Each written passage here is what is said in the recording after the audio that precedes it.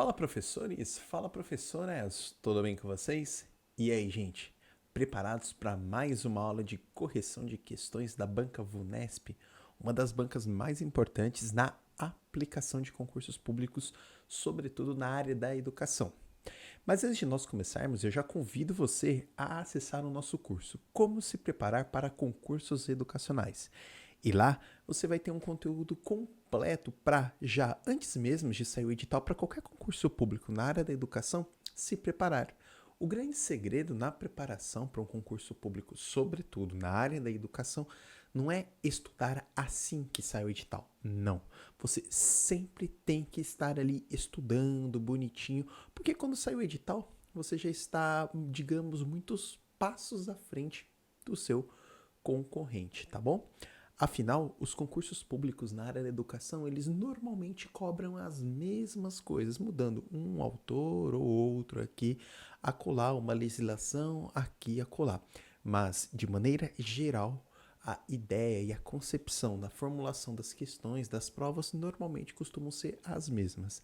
E, portanto, eu convido você a clicar aqui, no comentário fixado, beleza? Bom, se você está chegando hoje no meu canal, eu já convido você para se inscrever, curtir, comentar, enfim, e assistir as outras aulas que nós temos aqui. E olha, são muitas aulas, sim, tá bom? Já separa a caneta, já separa o caderno, bonitinho, senta num local confortável para você estudar junto com a gente, beleza? Então, deixa de papo e vamos para a questão. Olha só, então a gente já começa com essa seguinte questão, vamos fazer a leitura dela aqui, ó. Em uma escola de educação infantil que atende crianças entre 0 e 3 anos, a professora Adelaide propôs aos alunos atividades para que aprendesse o nome uns dos outros e o nome dos adultos.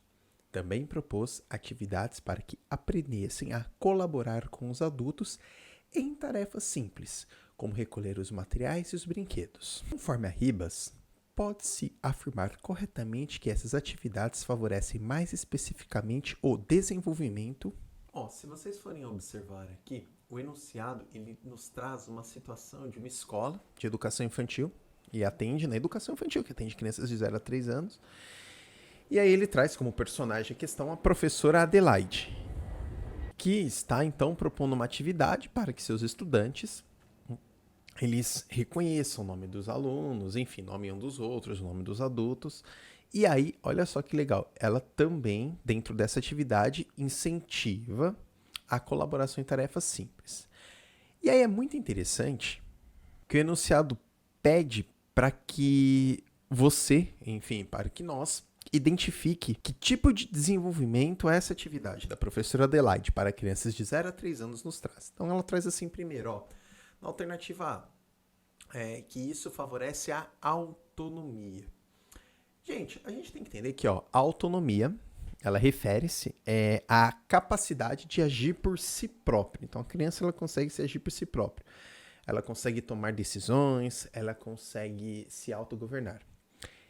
Embora essas atividades de reconhecimento, de reconhecer nomes, enfim, elas possam indiretamente ou até mesmo diretamente contribuir para o desenvolvimento da autonomia, ao permitir que a criança identifique-se e ao mesmo tempo seja identificada pelos outros, é muito interessante vocês observarem a questão, porque o foco principal da atividade descrita não é essa. Tanto que ela traz também a necessidade de fazer com que as crianças também ajudem os adultos em tarefas simples. E aí é muito perigoso, e isso a VUNESP costuma trazer, porque a gente tem que acabar analisando toda a questão como um todo. Portanto, essa alternativa da autonomia, embora a autonomia seja a capacidade de agir por si próprio, nesse caso, ela não atende o principal objetivo da atividade proposta, beleza? Vamos ver aqui a B, da psicomotricidade. Vamos ver aqui o que é a psicomotricidade. Gente, a psicomotricidade, ela está muito relacionada à mente e ao movimento, tudo bem? Então, atividades de fato que envolvam movimentos e coordenações motoras podem sim ser identificadas, podem ser classificadas como atividades de psicomotricidade. Sim, então pode sim, movimento, coordenação motora. Porém, de novo, olha que interessante, a atividade descrita na situação da questão, ela não foca no desenvolvimento motor, mas sim no reconhecimento e na interação social. Conseguem perceber? Então, isso é muito importante. Tanto que na questão, vocês podem observar que está assim, ó, pode-se afirmar corretamente que essas atividades favorecem mais especificamente o desenvolvimento. Ou seja, olha só onde está mais especificamente o desenvolvimento. Aí ele traz as alternativas. Beleza? Então, essa alternativa ela não traz para nós o principal objetivo da atividade proposta. Beleza? Vamos aqui para C. Qual que é o objetivo dessa atividade? Aí a C põe, ó, das relações interpessoais. Sim, pessoal, essa alternativa correta. Gente, as atividades propostas pela professora Adelaide, elas têm como objetivo promover a interação entre as crianças. E como que ela visa a promoção da interação entre as crianças? Principalmente ajudando elas a reconhecer, aprender o nome um dos outros, aprender o nome dos adultos a partir das tarefas simples com os adultos. Além disso, a proposta da colaboração em tarefas simples, como, sei lá, recolher materiais, recolher brinquedos, também incentiva a cooperação e a compreensão mútua entre as crianças.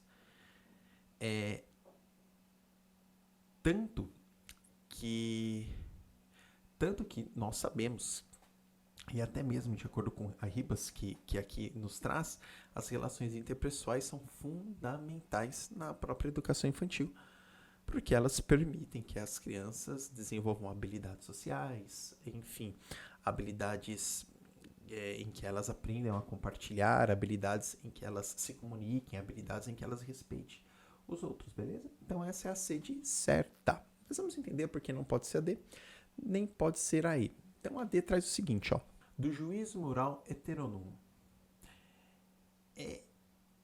Que seria isso, né? O conceito de juízo moral heterônomo refere-se, ele diz, digamos, sobre aquela fase do desenvolvimento moral em que a própria criança, ela começa a seguir algumas regras e alguns padrões que são estabelecidos por nós adultos sem questionar. E aí é interessante vocês observar que as atividades que são propostas pela professora Adelaide, ela não está direcionada ali para o desenvolvimento moral das crianças em relação a seguir ou desafiar regras estabelecidas. Não, mas sim reconhecê-las e reconhecer o próximo, mas não estabelecer regras e compreender sobre regras, tá bom? Vamos ver aqui porque não pode ser aí, do equilíbrio e do controle emocional. Isso é interessante, porque embora as atividades propostas, elas possam indiretamente ter algum impacto no equilíbrio emocional das crianças, quando elas estão ali naquela promoção de interações positivas, naquela interação de colaboração, o foco principal da atividade da professora Adelaide não é desenvolver habilidades emocionais. Habilidades emocionais ou de controle, mas sim de promover as relações interpessoais, tá bom? Portanto, a alternativa correta é a alternativa C de certa, porque se vocês observarem, junto à questão, junto à proposta de reconhecer o nome um dos outros, de ajudar em tarefas simples, o principal objetivo da professora Adelaide junto a essas crianças de 0 a 3 anos tem como objetivo principal promover o desenvolvimento das relações interpessoais entre crianças e entre elas, entre os adultos, conforme destacado na própria questão. Tudo bem? Beleza? Essa questão é uma questão, digamos, um pouquinho casca de banana, porque em certa medida as alternativas elas se encaixam, mas aí a gente tem que fazer sempre uma relação com a descrição, com a pergunta, beleza? Vamos aqui para a próxima questão. Na educação infantil, compete ao professor organizar de antemão o espaço e os materiais que tornarão possível a realização da atividade individual. Beleza. Esta organização proporciona às crianças o desenvolvimento das potencialidades intelectuais, afetivas e sociais que possuem ao iniciá-la, tendo em vista seus próprios interesses, Segundo a Ribas, esse tipo de atividade possibilita... Vamos lá. Então, o que o enunciado traz, gente? O enunciado, ele trata, se vocês observarem, da própria organização de atividades na educação infantil. Então, o enunciado, ele destaca a importância do professor, bonitinho ali, em preparar os materiais de maneira antecipada, porque se você prepara os materiais de maneira antecipada, você permite que as crianças consigam desenvolver suas potencialidades intelectuais, suas potencialidades afetivas, sociais, enfim. Tanto que o foco ele está na autonomia e independência da criança durante a realização da atividade, tá bom? Vamos lá então. Esse tipo de atividade, ou em outras palavras, esse tipo de atividade em que o professor organiza o espaço para receber os estudantes, possibilita, vamos entender a A aqui, possibilita libertar a criança da responsabilidade pelo cuidado e pela conservação de todos os materiais ao seu alcance. Rapaz, é perigoso, né? Porque se vocês observarem, essa alternativa, ela sugere que as crianças não seriam responsáveis pelo cuidado dos materiais, porque quem arruma é o professor, quem arruma é a professora. Não. No entanto, a responsabilidade e o cuidado com o ambiente e os materiais, eles são aspectos importantíssimos na educação infantil, porque são eles que ajudam as crianças a desenvolver hábitos de responsabilidade e cuidado desde cedo. Ele olha, ele observa as pessoas arrumando, ele observa a professora responsável por aquele espaço, por aquele cuidado. Então, essa alternativa não tem nada a ver com os princípios educacionais propostos para essa faixa etária, principalmente do 0 aos 3 anos da educação infantil. Tá bom? Então, não pode ser a A. Então, esse tipo de atividade, vamos para B aqui, possibilita obter mais autonomia intelectual e adquirir segurança no trabalho, já que a atividade só dependerá do trabalho que a criança mesma realizar. Olha só, gente. Essa alternativa está correta. Por quê?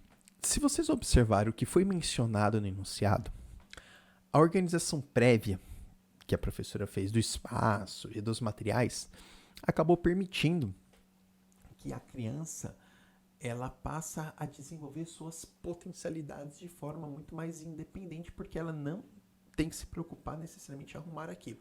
Logo, ela consegue se desenvolver com seus próprios interesses. E só fazendo relação com a alternativa A, com a alternativa anterior, isso não tem nada a ver em deixar a criança também totalmente à vontade, fazendo o que bem entende, tá? Mas se você organiza o espaço, a criança ela consegue desenvolver a atividade de acordo com seus interesses. E aí, isso inevitavelmente vai favorecer a autonomia intelectual da criança, porque ela é incentivada a explorar, ela é incentivada a investigar, ela é incentivada a aprender por si mesma. E aí, se o espaço está mais organizado, não há necessidade do professor realizar constantes intervenções, o que facilita a sua autonomia. Além disso, ao depender apenas do seu próprio trabalho, a criança ela desenvolve confiança, ela desenvolve segurança, ela consegue segurança em suas capacidades, o que é fundamental para o seu desenvolvimento integral, beleza? Então essa é a B de boa, de deu certo. Mas vamos entender por que não pode ser a C, a D e a E. A C diz o seguinte, olha só. Então, para a realização dessa atividade, é necessário oferecer, essa atividade vai possibilitar oferecer às crianças a possibilidade de organizar sua própria aprendizagem de forma mais controlada pelos adultos. Se a gente está nessa discussão tanto da alternativa A quanto da B, essa C ela já cai, né, gente? Tanto que o enunciado, se vocês observarem, ele vai destacar principalmente a autonomia da criança e a importância da organização do ambiente pelo professor. Portanto, essa alternativa ela não reflete ali o foco da questão que traz sobre a autonomia da criança no processo de aprendizagem. Tudo bem? Vamos ver aqui porque não pode ser a D. Então, esse tipo de atividade possibilita, vamos para a D, potencializar o trabalho com a ajuda imediata do professor. Eu acho que esse imediato já derrubou aí, mas vamos lá. Que assiste e auxilia o aluno em cada etapa do processo de aprendizagem. Embora a presença e assistência do professor, da professora seja fundamental, seja um ponto inegociável em algumas situações, o enunciado em si, ele vai destacar a importância da autonomia da criança na atividade. Então, assim, a ideia de que o professor assiste e auxilia em cada etapa, ela não está em consonância com o objetivo principal descrito, tá bom? Então, não tem. Vamos para aí. Esse tipo de atividade possibilita pressionar aos poucos a criança a aprender e a desenvolver-se no mesmo ritmo dos demais alunos do grupo. Se você pressiona, você quebra a própria autonomia, que é o que a questão nos traz. Então, pressionar crianças a se desenvolverem em um ritmo que seja uniforme pode ser extremamente prejudicial. Isso é absurdo. Porque cada criança, ela tem o seu próprio ritmo de aprendizagem, o seu próprio ritmo de desenvolvimento. E aí, mais uma vez, a gente volta para o enunciado. O enunciado, ele enfatiza a importância de considerar os interesses, de considerar as potencialidades de cada criança, não buscando a uniformidade, o padrão. Não tem como. Portanto, gente, a alternativa correta é a letra B, de boa, porque ela sim está alinhada com os princípios pedagógicos da autonomia, da independência, do desenvolvimento de potencialidades das crianças na educação infantil. Beleza, meus amores? Muito, muito, muito obrigado, pessoal, por me acompanhar em mais essa aula. Lembre-se, essas aulas extras de correção de questões que eu estou colocando aqui agora, elas estão entrando assim de maneira mais recorrente no canal. Lembrando que toda terça e toda quinta sempre tem aula relacionadas a concursos públicos na área da educação. Então, se você ainda não se inscreveu, já se inscreva, porque aqui a gente não para. Um grande abraço e lembre-se, quer se preparar já para os concursos que estão por vir? Clica no comentário fixado. Um grande abraço e até a nossa próxima aula.